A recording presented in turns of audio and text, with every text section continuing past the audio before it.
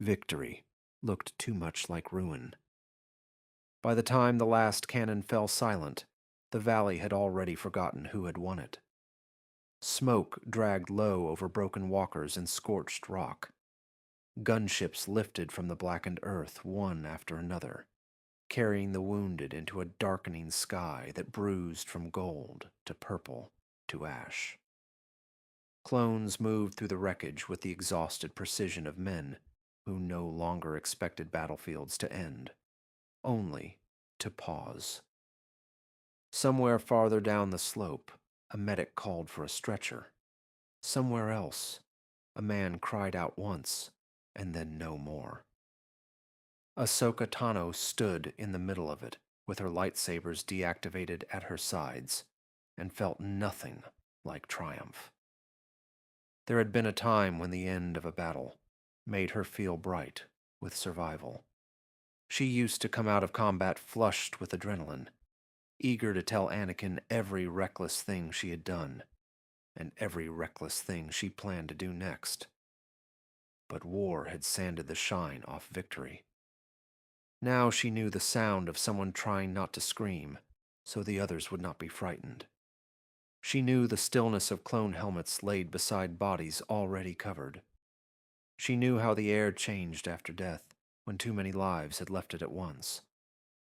She was good at war now, and that frightened her more than failure ever had. A little way off, Jedi Master Aayla Secura stood speaking to a clone commander whose armor was streaked with soot. Even from a distance she looked composed, almost impossibly so, her blue skin luminous in the dim light, her posture straight, her voice quiet enough that the commander had to lean to hear her. Only a careful eye would have caught the tension at the corner of her mouth, or the way she kept her weight off one leg. Ahsoka caught it. Aayla had been cut across the side during the final push. It was not grave, but it was deep enough that a healer had insisted on bacta and rest. Aayla had accepted the bandage with elegant patience, then returned to directing troop movements as though the injury belonged to someone else. Untouchable, Ahsoka thought, and knew that was not true. When Aayla turned, her gaze found Ahsoka immediately, not by accident, not vaguely, directly, as if she had been aware of her all along. She crossed the ruined ground with measured steps. "You should have your arm looked at again," Aayla said. Ahsoka glanced at the wrap around her forearm. "It's fine." "That is a very young answer." Ahsoka almost smiled. "It's also the correct one." Ayla's eyes flicked over her face, pausing not on the wound, but on the exhaustion underneath it.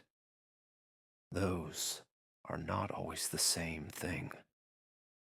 Before Ahsoka could answer, a gunship roared overhead. The wind from it whipped grit through the air and tugged at Ayla's Leku wraps. For a moment, both of them looked up at the departing vessel until it vanished into the bruised evening. Then Aayla said, "The Council has new orders." Ahsoka expected another front, another impossible position to hold, another planet to bleed for. Instead, Aayla said, "Neither of us is returning to the line immediately." Ahsoka blinked. "What?" "There is a sanctuary world in the Pelin sector, an old retreat from the High Republic era. Healers, archives, quiet. It is being used as a temporary recovery post while intelligence routes are reorganized." Aayla watched her carefully. "You and I are being sent there." Ahsoka almost laughed from sheer disbelief. "You and me?" "Yes." "For how long?" "A little while." That was not an answer, but it was more than the war usually allowed. Ahsoka looked back over the valley. Smoke. Stretchers. Clones lifting the dead. Whose idea was that? The Council's. Master Skywalker agreed to this. A small expression moved through Ayla's face, so slight that on someone else it might have been nothing.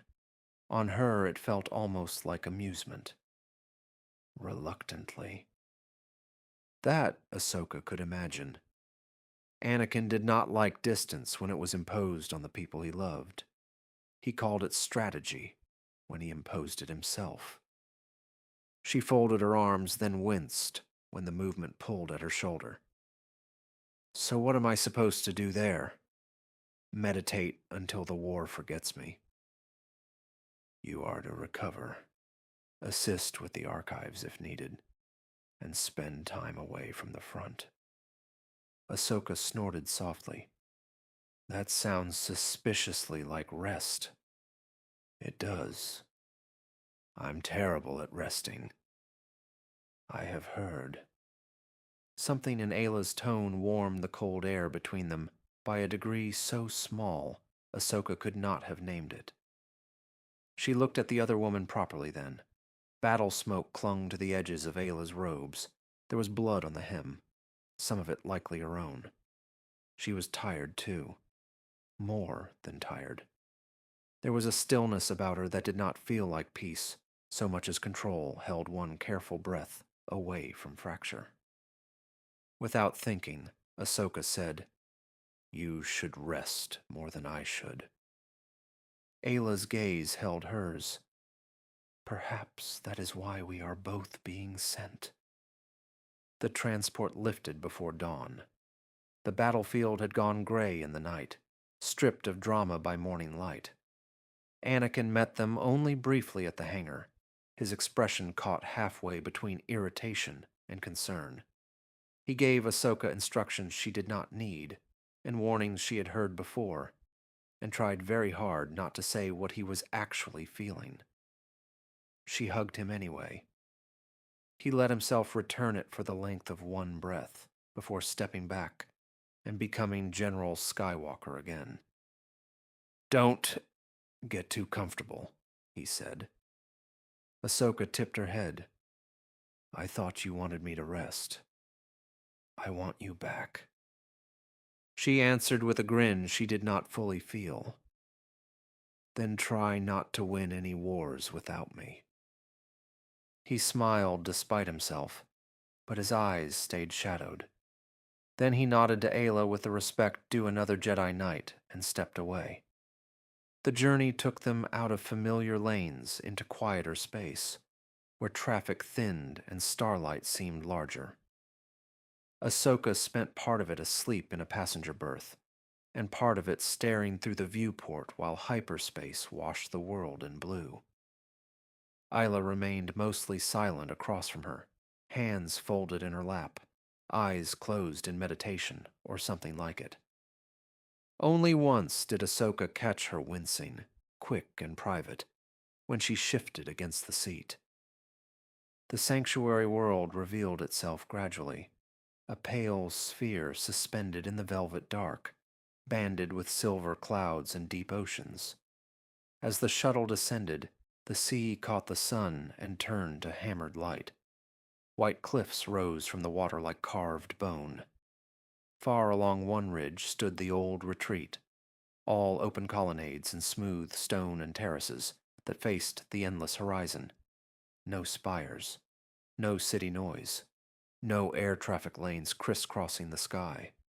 Only wind, sea, and the slow ringing of bells hung somewhere high among the arches. It did not feel like a military post. It felt like time had stepped aside. When Ahsoka set foot on the landing platform, the first thing she noticed was silence, not the absence of sound.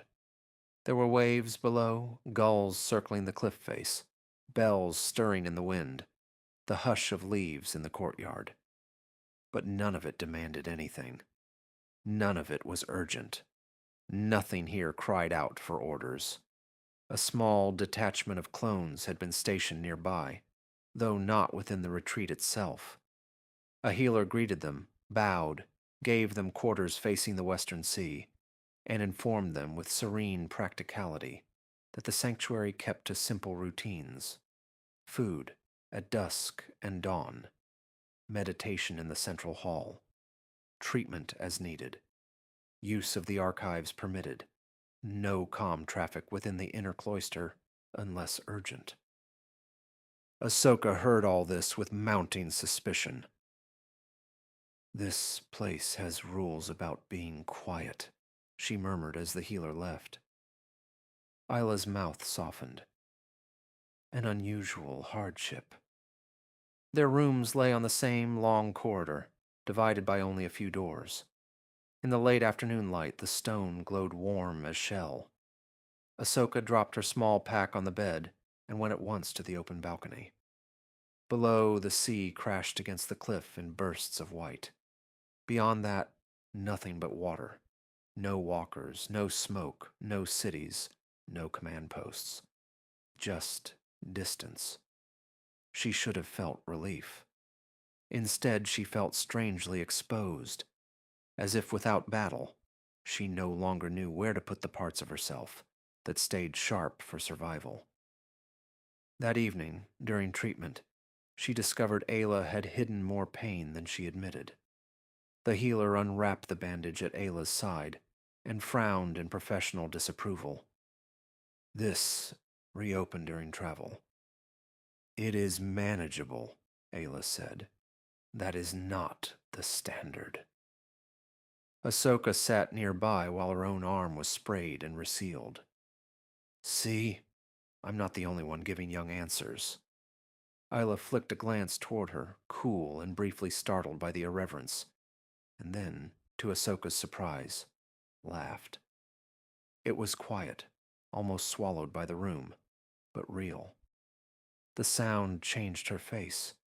It took some hidden reserve of distance and softened it into something warmer, more human, almost vulnerable. Ahsoka found herself staring. The healer noticed nothing. Aayla did. She looked back at Ahsoka for half a second too long, and something unreadable passed between them before the moment closed. The days began to gather rhythm. Morning meditation in a hall open to the sea. The floor there was polished white stone veined with gray, cool beneath bare feet. Wind moved through the columns carrying salt and the far notes of the bells. Ahsoka tried to sit with the Force the way the others here did, calm and still and surrendered, but her mind kept reaching for motion, for strategy, for the next thing. Beside her, Aayla seemed carved from silence itself, and yet Ahsoka began to notice the details that broke the illusion. The faint pull at Ayla's brow before pain settled, the deeper breath she took when rising from stillness, the tiny hitch in her step on mornings when the wound flared, the way she watched the horizon after meditation, as if listening for something beyond the sea. Aayla, in turn, noticed everything. When Ahsoka skipped meals and pretended she was not hungry, Aayla said nothing until she placed an extra plate near her elbow, with absent grace, as if this had not been an act of care at all. When Ahsoka slept badly after dreams of artillery fire, Aayla did not mention the shadows under her eyes until they were alone on the training terrace, and said only, "You block high when you are tired." Ahsoka lowered her saber. "That obvious?" "To someone looking." They sparred on the beach at low tide where the sand lay dark and packed. Their footwork left patterns that the waves erased by evening. Without spectators, without clone troopers cheering impossible maneuvers, the practice became less about proving anything, and more about attention. Ayla's style was graceful where Ahsoka's was quick, each motion placed with a precision that made economy look like art. Ahsoka attacked in bursts and improvisation. Aayla yielded and redirected. Sometimes their blades met and held, humming inches apart, their faces close enough to read breath. "Again," Aayla would say. Ahsoka would grin and lunge. At dusk, they ate simple meals in a long hall lit by lamplight. Sometimes they spoke of strategy or old campaigns. More often, they spoke of smaller things: childhoods, training, teachers, worlds they missed, and worlds they did not. Ahsoka learned that Aayla remembered the smell of rain on Ryloth stone, and the taste of fruit sold in the lower markets by a woman who had always slipped her an extra piece. Aayla learned that Ahsoka missed not places, but motion. The noise of hangars, the hum of engine rooms, the comfort of feeling useful. One evening, after a storm had pinned them indoors and turned the windows silver with rain, Ahsoka found Aayla in one of the outer pavilions overlooking the cliff. The air smelled of wet stone. Lamps burned low between the columns. The sea below was dark and restless. Aayla stood with one hand on the railing, robes stirred by wind, her profile turned toward the water. Ahsoka hesitated in the doorway. "Am I interrupting?" Aayla shook her head. "No." Ahsoka came to stand beside her. For a time neither spoke. The storm had passed, but the world still felt rinsed and waiting. At last, Ahsoka said, "Do you ever get tired of everyone telling you what you are becoming?" Aayla looked at her. "Often?" That answer came so quickly, Ahsoka turned in surprise. "Really? Really?" Ahsoka huffed a laugh. "I thought masters stopped having that problem. Only because people become more polite about it." The bells rang somewhere above them, one slow note after another. The sea answered with its endless breathing. Ahsoka stared out over the black water. "Sometimes I feel like the whole Order is always looking at me and seeing a lesson, or a risk, or Master Skywalker's influence, but not—" She stopped. "Not you," Aayla said quietly. Ahsoka's throat tightened. "Yeah." Ayla's gaze returned to the horizon. "The Order teaches serenity with great devotion, sometimes so well that we forget how to admit loneliness." It was such an unexpected confession that Ahsoka turned fully toward her. Aayla did not look embarrassed by the truth, only tired of hiding it. The wind caught a loose edge of Ayla's sleeve. Without thinking, Ahsoka reached to steady it. Her fingers brushed Ayla's wrist. Both of them stilled. The contact lasted no longer than a breath, but it changed the air. Ahsoka withdrew her hand. Aayla did not move away. From that night on, something had shifted, though neither named it. The hierarchy remained in place if anyone were watching. But in the spaces between one silence and the next, Ahsoka felt a new current moving beneath their conversations. She began to memorize Aayla without meaning to. The shape of her voice when amusement touched it. The rare softness of her smile, so brief and devastating, it felt like seeing light through storm clouds. The exact angle of her leku when she was guarded. The stillness she wore like armor. The way twilight remade her into shadow and silver on the cliffs. The sanctuary kept holologs for field reflections, and one afternoon, a caretaker asked Ahsoka to update the records on her recovery and observations from the recent campaign. She sat in a quiet archive chamber with the device hovering before her and tried to speak in practical terms. "Recovery progressing. Limited residual pain. Jedi Master Secura showing marked improvement." She stopped, began again. "Master Secura maintains excellent composure." She stopped once more, annoyed at herself. That was not what she meant. What she meant was that Aayla moved through silence, like someone who had made peace with carrying more sorrow than anyone noticed. What she meant was that when Aayla listened, she listened with her whole attention, and it made a person feel less alone in the world. What she meant was that exhaustion had not made her brittle, only gentler in ways almost no one saw. Ahsoka deleted the record and started over with colder language. She did not notice Aayla in the doorway until the third attempt. "I seem to be interrupting your battle with bureaucracy," Aayla said. Ahsoka nearly jumped. "How long have you been standing there?" "Long enough to know that military reports are not your preferred art form." Ahsoka flushed beneath her markings. "They're not supposed to be art." "No." "Good. Then I'm doing them correctly." Aayla stepped farther into the chamber. "Are you?" There was no accusation in it, only curiosity. But Ahsoka felt suddenly transparent, as if the erased words still hung in the air between them. "I don't know," she admitted. Ayla's eyes searched her face, patient and too perceptive. "You are trying very hard not to say what you see." The words landed between them like a blade set carefully on a table. Ahsoka looked down at the dormant hololog. "Maybe I'm not supposed to. Perhaps not." "Do you always know when people are hiding?" "No." A small pause. "Only when it costs them." Something in Ahsoka gave way then, not dramatically, but with the quiet certainty of a door opening inward.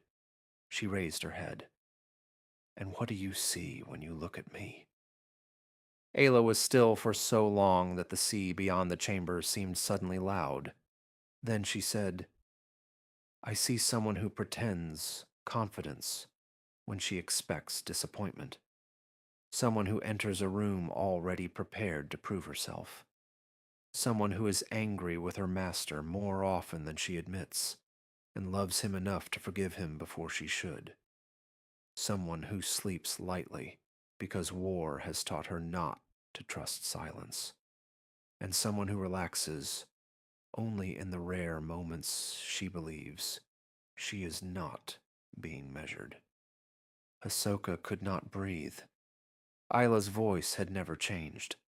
It remained low, careful, almost formal, yet every word felt intimate, each one a touch laid where armor had thinned. "You knew all that," Ahsoka whispered.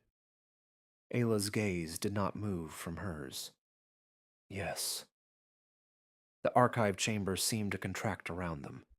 White stone, soft light, the faint hum of old machinery, the sea breathing beyond the walls. Ahsoka had thought she was the only one looking, the only one memorizing, the only one undone by attention. But here, in Ayla's calm admission, was the answer to a question she had not dared ask. She was not burning alone.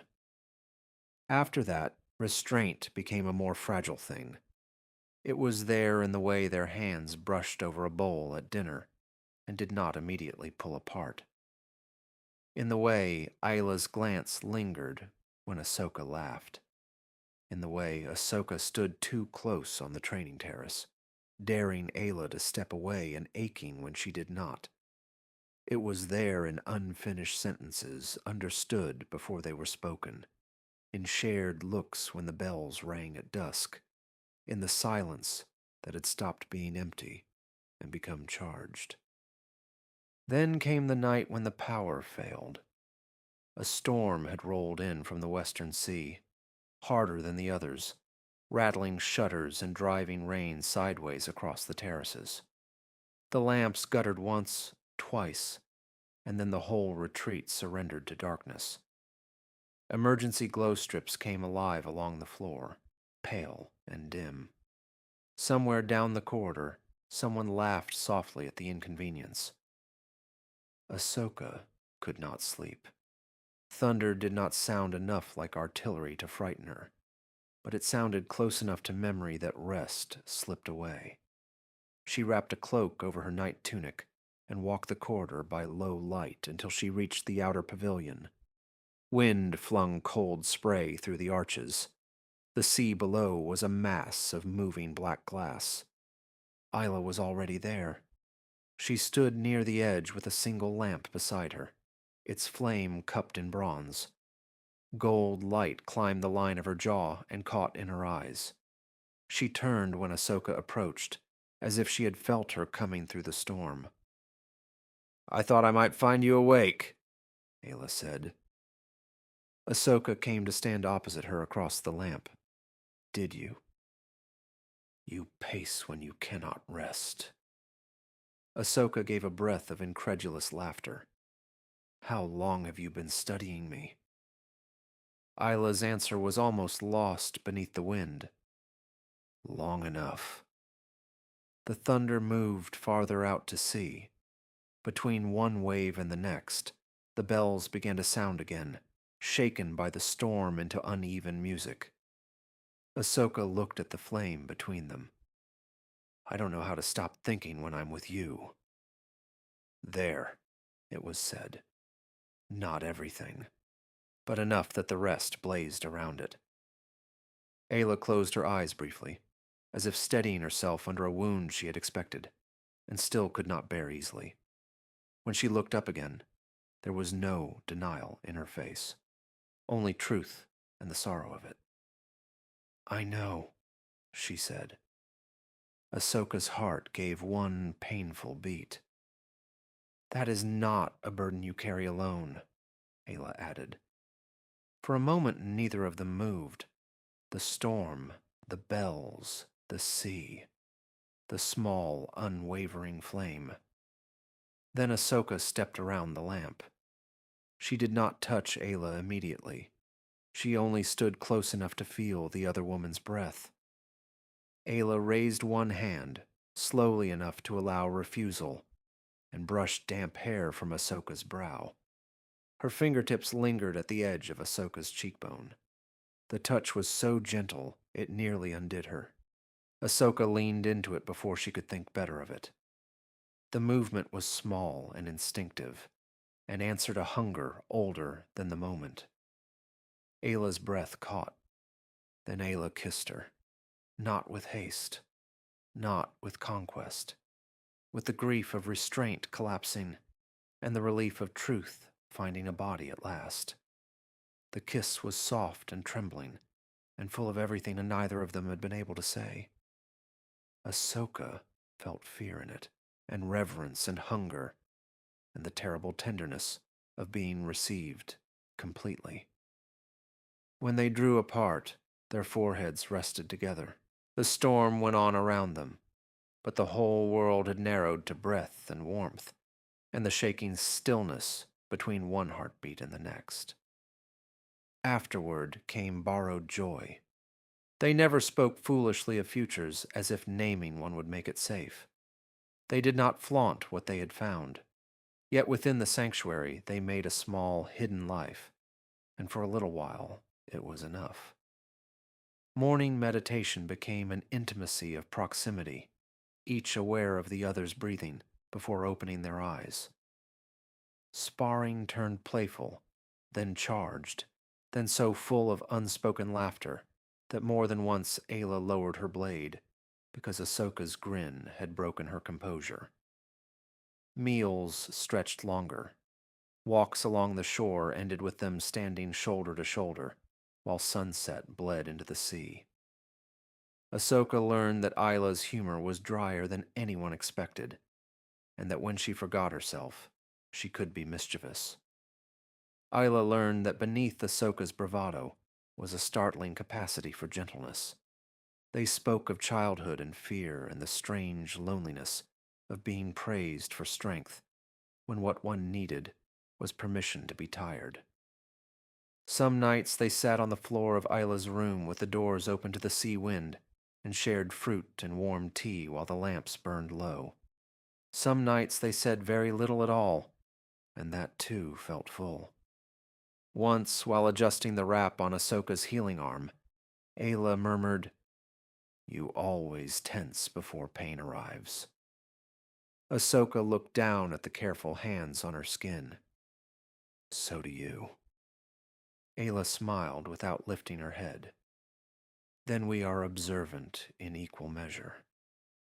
Another evening, half asleep beside one another after rain, Ahsoka whispered, I think the Force is quieter here.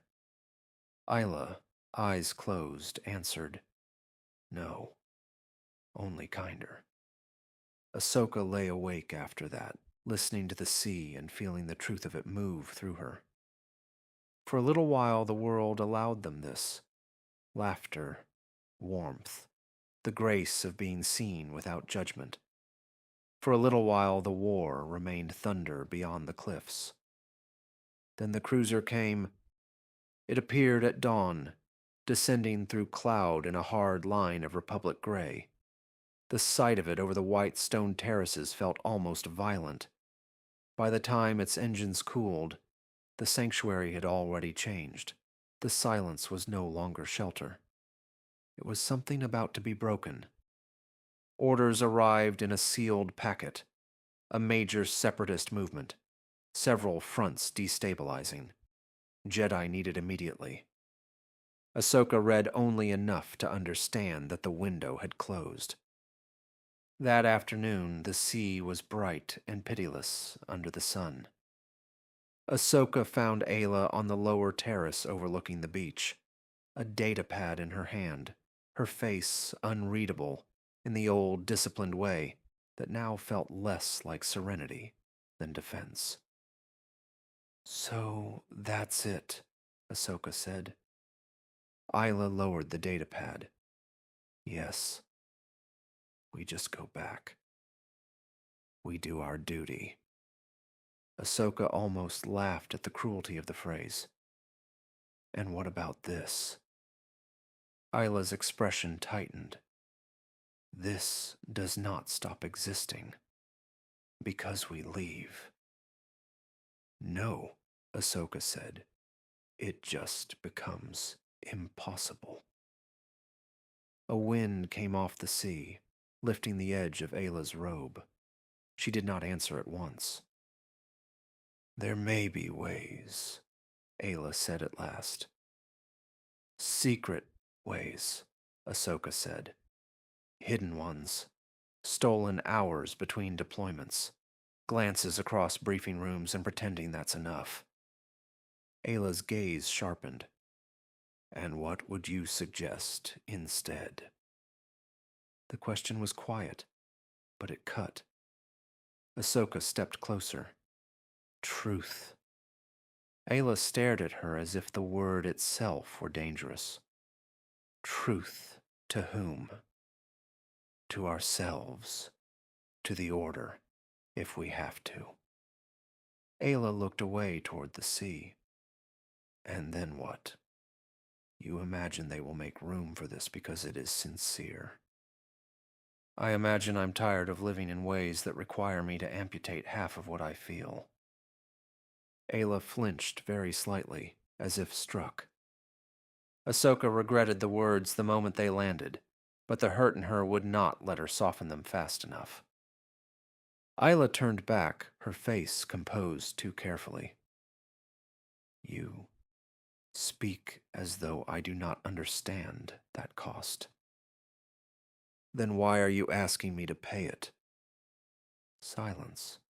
Not the sanctuary kind, not intimate. A silence edged with fear. When Aayla spoke, her voice was low. Because I know what the world does to things like this. Ahsoka's eyes stung. Maybe I'd rather lose it honestly than keep it by pretending it isn't real. And maybe, Aayla said, more sharply than Ahsoka had ever heard. You mistake courage for disregard of consequence. The words hung between them, terrible because both of them knew neither was wholly wrong. Ahsoka stepped back as if distance might help her breathe. So that's what you think this is? Me not understanding. Aayla closed her eyes briefly. That is not what I said. It's what you meant. No. Ayla's composure cracked then, only for a moment, enough to reveal the grief beneath it. What I mean is that loving you does not make me blind to the ways this galaxy punishes honesty. The rawness of it took the anger out of Ahsoka so quickly, it left only hurt behind.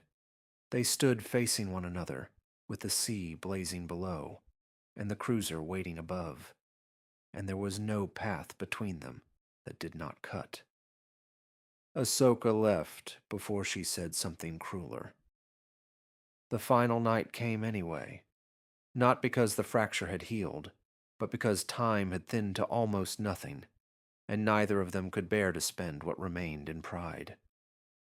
After dusk, Ahsoka found Aayla in the central hall, where the lamps burned soft and gold against the white stone. No one else was there. Outside, the wind had gentled. The bells spoke only now and then.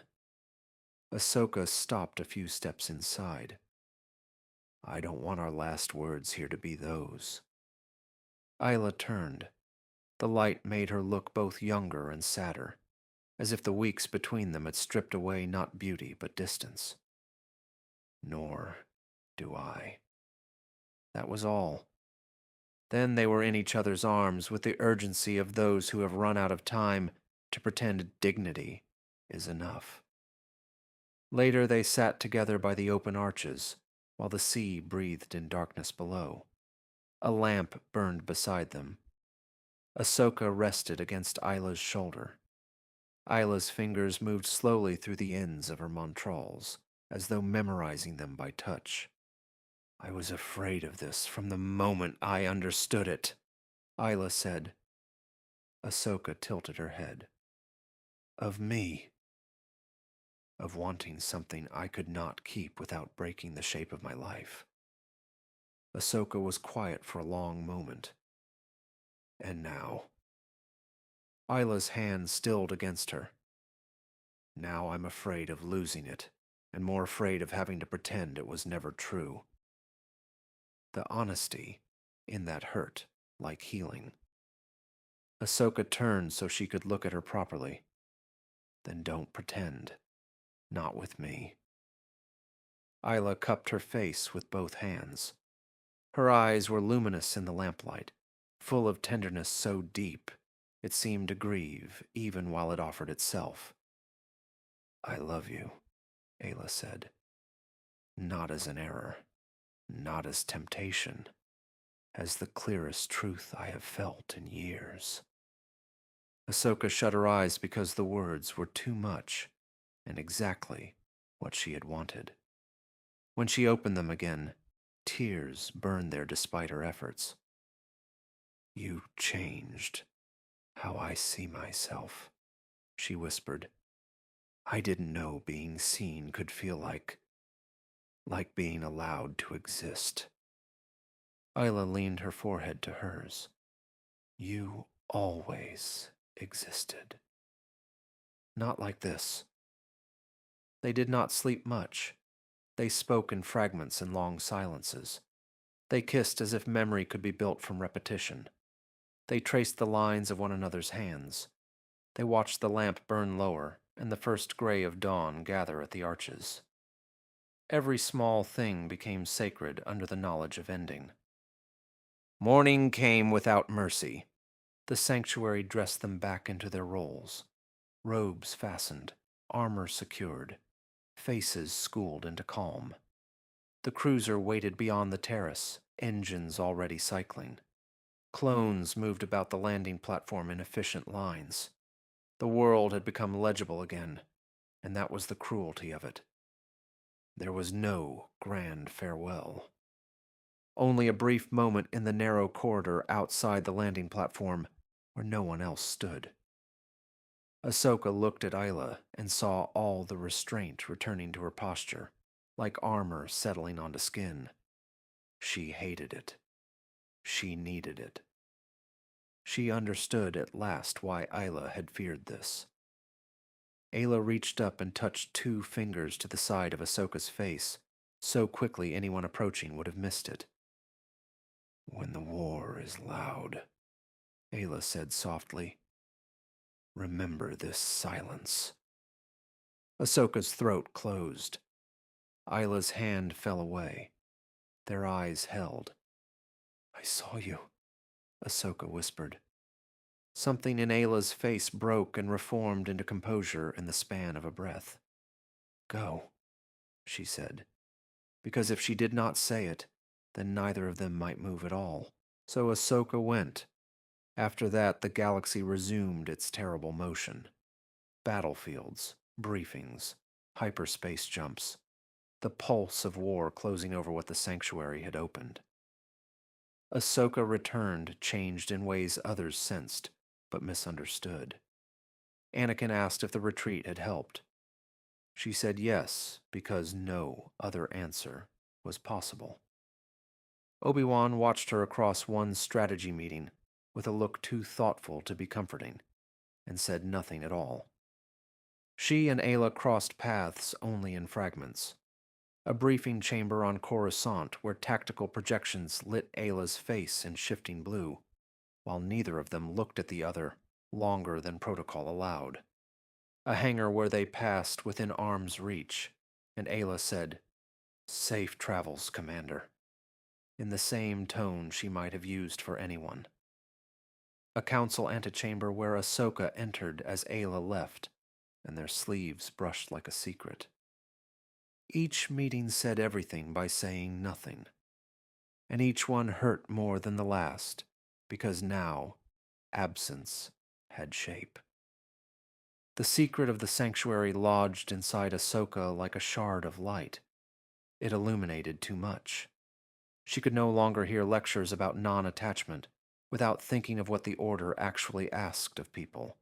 Not peace, not balance, but the burial of truths that did not fit. The wound in her faith widened. When the Order failed her later, it did not feel like an abstract injustice.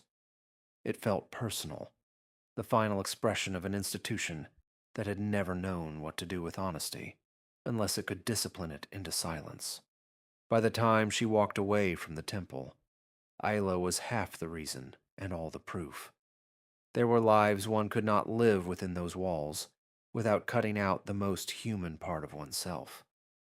Ahsoka left because she could no longer pretend the wound was wisdom. She thought, once free of the Order, that perhaps freedom might create some path back. It did not. War accelerated. Fronts collapsed and reformed. Signals went dark. Messages failed. Distance became not only physical, but historical. A widening gulf full of events no one could stop.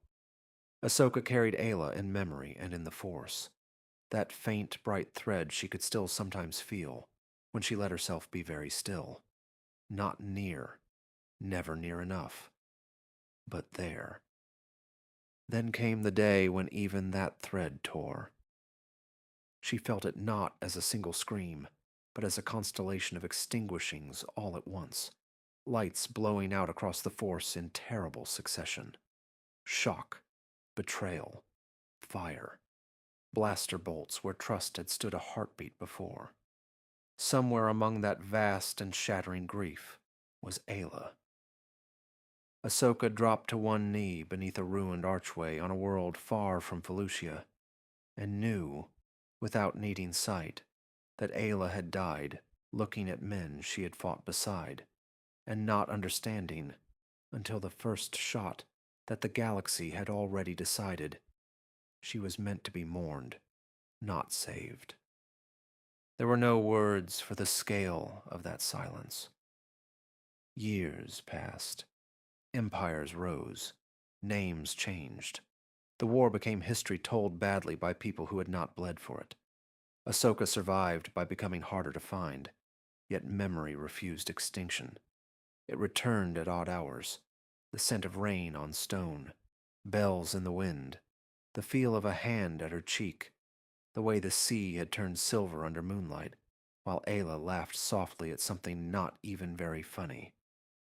At last, Long after the Republic was ash and the temple only a wound in memory, Ahsoka returned to the sanctuary world. She did not intend it at first. Her path simply bent that way, guided perhaps by grief, perhaps by longing, perhaps by the Force being kinder than she had once believed. The old retreat still stood above the sea, weathered now, quieter, some arches cracked by time. Moss had grown along the white steps.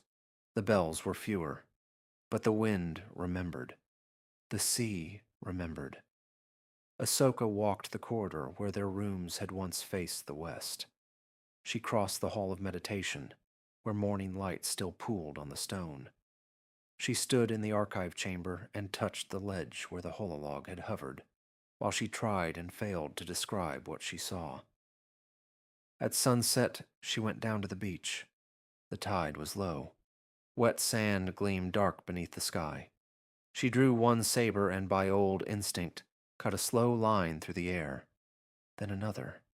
The forms came back to her with painful ease. Somewhere in memory, Aayla moved opposite her, graceful and amused, blade flashing gold in the dusk. Ahsoka let the saber go dark. The sea rolled in, patient as truth. She sat where the sand met stone and looked out over the endless water. No one spoke, no lamp burned. There was only the sound of waves and the bells far above in the gathering dark. In that silence, she could almost feel Aayla beside her again, not as a ghost and not as illusion, but as memory so complete it had weight. The line of her shoulder, the warmth of her hand, the steadiness of the gaze that had once made Ahsoka feel, for the first time, not judged or trained or observed, but known. Tears came quietly. Ahsoka did not wipe them away. Their love had not survived in life. The galaxy had been too cruel, the war too hungry, the world too small for what they had found. They had failed to build a place where it could remain. But failure had not erased it. Time had not shamed it. Death had not made it less true. The sea went on breathing, impossible to command, always returning. Ahsoka closed her eyes and heard again the words spoken in the corridor before departure. Words she had carried through war and exile and loss. When the war is loud, remember this silence. So she remembered. She remembered the white stone warm under evening light. She remembered storm wind and lamplight and a kiss that had felt like sorrow discovering mercy. She remembered laughter over simple food, fingers brushing over bandages, the beach at low tide marked by training steps, the sea erased each night. She remembered the look in Ayla's eyes when she said, "I love you," as though truth itself had been let out of captivity. And beneath all of it, deeper than grief, she remembered what it had meant to be seen. The stars emerged one by one over the water. Ahsoka opened her eyes and looked toward them, then back to the horizon, where sea and night had become the same dark line. Somewhere beyond that line lay every world they had lost. Somewhere beyond it, too, lived the self Aayla had made possible simply by witnessing her without fear. "I saw you," Ahsoka said into the wind. The bells answered, not with comfort, not with promise, only with the clear, thin sound of something enduring, because the air still moved through it. Ahsoka sat until the tide crept close, and the moon laid a road of silver across the water. Then she rose, turned toward the old retreat, and walked back through the darkness, carrying grief, love, and memory together. Not healed, not unbroken, but altered forever by a truth the galaxy had not been able to keep, and had not been able to kill.